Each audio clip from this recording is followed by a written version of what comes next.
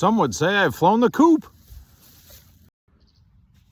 Hey, the Grass Whisperer here, out in a pasture that was just grazed.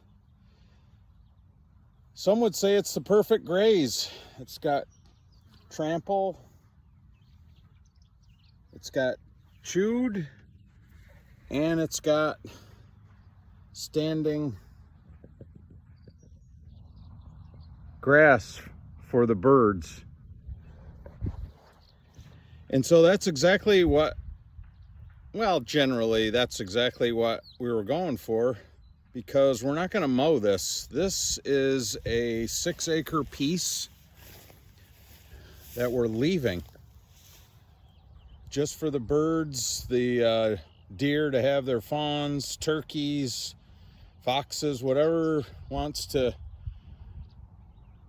nest or do anything.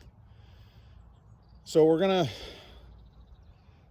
see how it grows back, and I hope to see you in maybe 40 days. I'll use that birdhouse right there as a monitoring point. So this is our grazing field that's going to turn into bird habitat on our planned grazing chart. So you can see the other field is mowed off. So the birds actually like big, wide expanses of grasslands and not a lot of trees or brush.